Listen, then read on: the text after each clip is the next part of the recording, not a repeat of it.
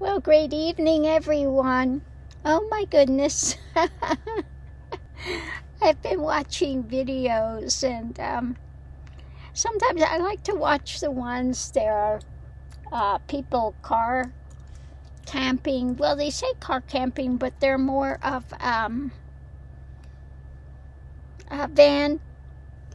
small vans, camping in Japan. And when I listen to the girls, it reminds me of when I used to work in a Japanese place. I worked at a few Japanese places in San Francisco, and I had to wear kimono every day.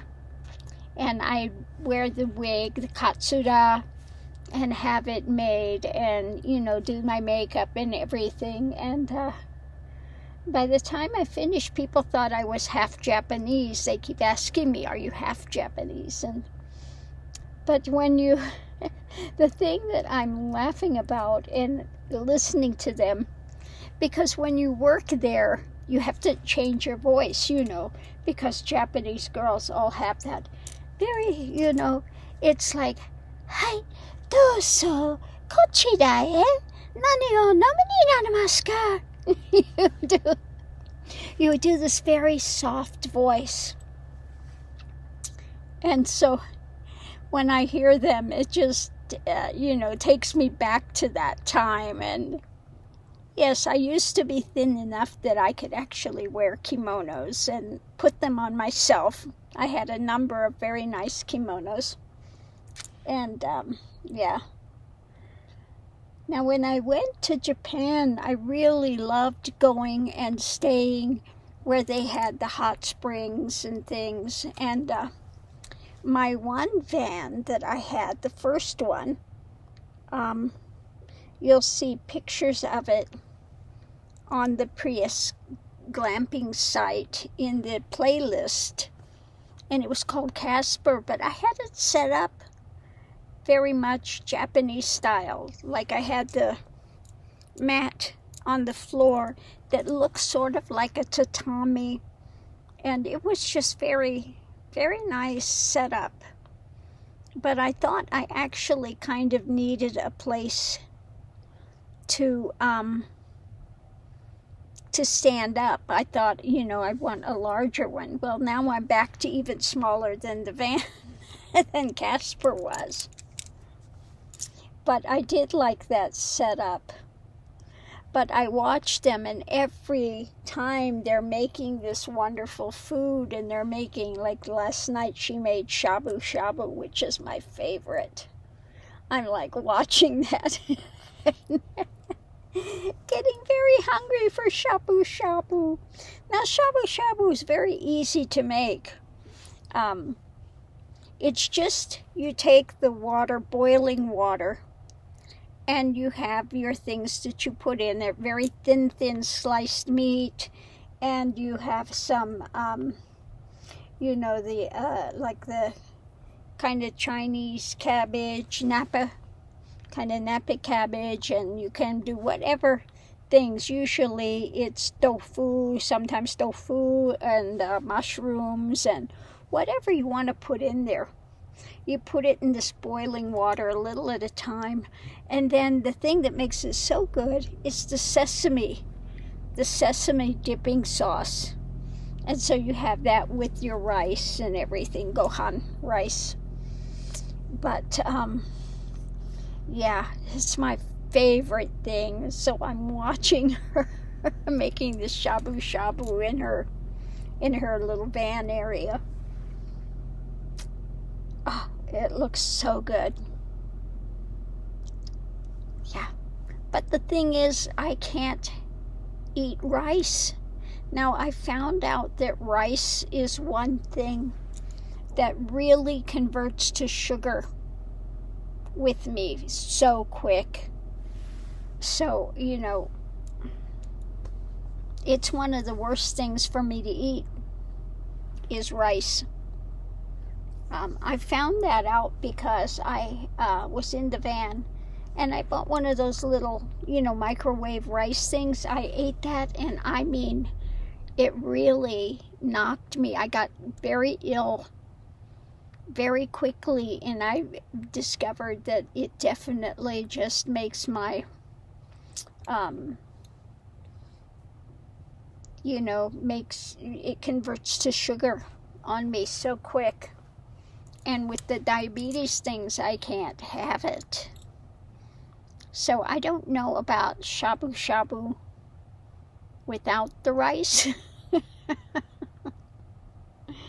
But yeah, so good. You know, I really do miss my Japanese food. I used to eat Japanese food every day. A yakudonburi and, you know, all of these things I really like. Of course, where I live now, they don't have any of them. There's not one decent Japanese restaurant there, which is depressing. So when I go through San Francisco, I will, you know, even though I shouldn't have it, I will go in and I will have a yakudonburi or the shabu shabu or what's the other one? Oh, the summertime. What is it? Zaru soba. Zaru soba. It's like a buckwheat noodle that's cold, and then you have the radish, the ground up white radish, and a dipping sauce, and you put all the radish in the dipping sauce, and you have that buckwheat noodle, and it's very very nice on a real hot day because it's a cold entree. So it's you know, I did like having zaru soba on the, you know, hot days and things. But it just, you know, when I hear them, it reminds me of my time, and I really did love going to Japan. I went to Bandai, Sendai, Kyoto. I love Kyoto, Fukushima. Unfortunately, I knew people that lived in Fukushima. I stayed at their place, very old Japanese-style home and everything. So when I heard that they had that meltdown and everything, I just, you know, I wonder what happened to them living in Fukushima. But I'll never forget my time there in Fukushima, and again, you know, Bandai, Sendai, and Kyoto. I don't care so much for Tokyo. I don't like big cities. Like, I don't care for New York, and so Tokyo, you have that same kind of feeling. It's just too much. And my favorite thing when I was there was to go to the temples and things. So yeah, when I was there, I also wore kimono. Yeah, I've lived a very odd life. I used to sing enka, traditional Japanese music. And so that's yeah. That's why they wound up thinking I was half Japanese, because I would sing enka. I actually won a contest, enka. My crazy life. But I do enjoy watching, you know, watching the ones from Japan. Because I have lived in, you know, Japanese communities. When I lived in San Francisco for a while, I lived in Chinatown, a Chinese community, and then my ex-husband, my daughter's father, was Chinese, okay, and he was also a chef. And then I worked in San Francisco. You know, I worked at a restaurant and I worked at a club, you know, and I used to cook Japanese food and Chinese food and all of that, which I do love. But of course, now that I'm doing mainly carnivore, I don't have those anymore. But I do miss them sometimes, I have to say. Yeah. While carnivore is much better for me, okay, I do enjoy really good Japanese food and really good Chinese food. I'm not talking about the Americanized Chinese restaurants. I'm not talking no, those are not Chinese food. Like my husband would say, that's not Chinese food. He gets so angry. He went to work for one of those places and he'd come back and he's so angry. That's not Chinese food. Oh. He was a very good chef. He cooked Chinese food and Korean food because he had grown up in Korea, in Seoul.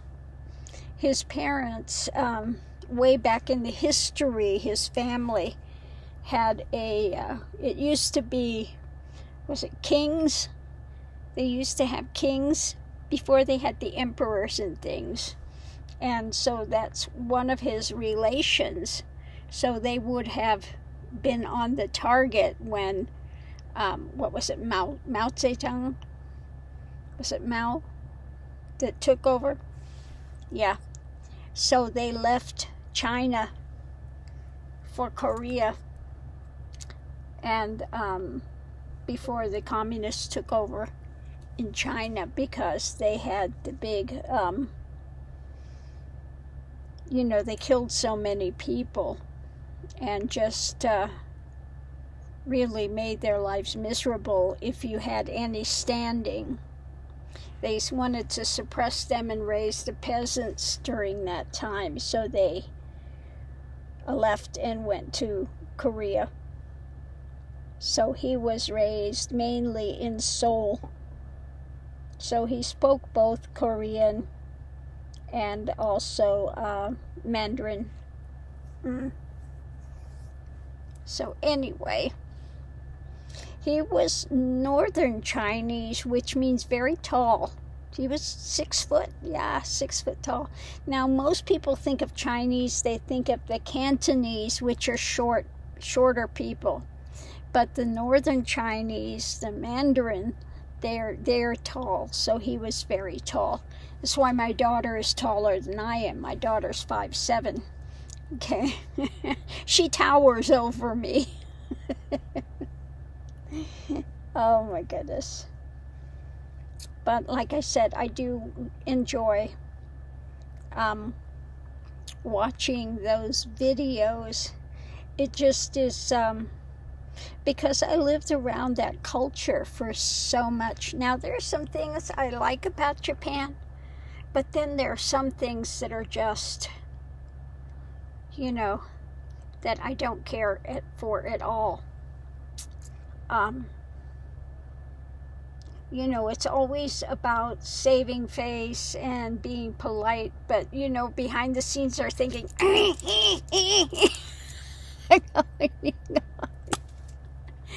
you'd have to live in the culture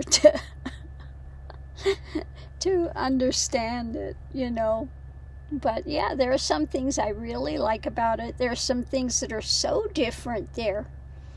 But then again, some things there now are very difficult because they have this saying, the nail that sticks out will be pounded down, that you've got to really conform to society. So while they love the half Hapa people for doing the commercials and things, they don't want to marry them, okay? If you're Hapa Haole or half white or half, they don't want to intermingle. So it's kind of strange, and they like artisans, but again, same thing, they're too independent for a lot of people. They in one hand, they celebrate them, in another hand, it's like, oh no. And same thing, if you have a tattoo, you cannot go into the public baths, because so much of the history was tattoos used to be put on criminals And then the Yakuza had, you know, the full back tattoos, the Yakuza. So they still have that ideology that tattoos, you are somehow some sort of a criminal or a bad person, or, you know. So that's changing very, very slowly in Japan. And also, they don't know how to date. Okay? It used to be all arranged marriages. Okay? But now that's kind of falling out of favor, but they don't know how to date. So you have, yeah, it's a very strange situation. They will go to these restaurants and they'll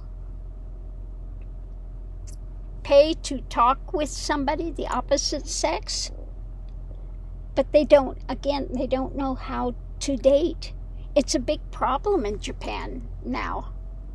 And getting into the gaming and stuff, that they're so isolated, even more so, that they don't know how to interact with the opposite sex. It's like I said, there's some things I really enjoy about Japan, but then there are some things that are so strange and so backwards and so difficult. Their population is going down, numbers of population. So yeah, when they, you know, again, when you had the arranged marriage, it was like a partnership. It wasn't based on feelings or love or anything. It was a partnership. And the men that are working, the salarymen, they call them salarymen, they're working horrendous hours, 12 hours, 13 hours, and then when they go to do business, they do business in the bars. You don't do business outside. You go to a hostess bar, and that's where they do their business. Okay? So again, very strange. That's why the hostess, you have to, you know your clients, and you keep the conversation going, you keep it light, you keep them fed, you keep, you know, things moving, because they come in to do business. Yeah, it's very different culture. Very, very different. Yeah. So anyway, I'm going to leave that here. I just really got off on a tangent tonight. But I do enjoy those videos. Now, I wish they had those little K cars here. They call them K cars. They're tiny, tiny vans. I guess they're bringing over a Toyota, kind of like a Jeep, but a small one. And they're bringing also over a small truck. It's going to be something like $10,000 or something like that. So those things, I want to go look and see. Very interesting. You know, Toyota's a great product. If you just take care of them, keep the maintenance up, the oil changes, they'll run forever. They will run forever. So anyway, on that note, I'll leave that here. The puppies are all... I'll show you. There they are. I don't know if you can see Mickey back there. Mickey is... there they are. They're both sleeping. Mickey's laying out like this.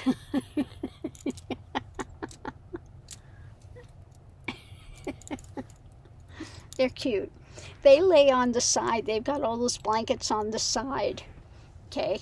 That's why I have all those blankets over there, because they lay over there. That's really kind of their bed area, and then I have the bed. Now, at first, when I put this in, Mickey'd want to try to lay on my legs and lay on the bed, and then they found out, oh, this is comfortable over here. So they have their own spot to sleep. There goes Miss Lily. She's stretching. Stretching back to sleep. So anyway, I hope everyone's having a wonderful evening. I'm still nursing this. I got this morning and I'm still nursing it.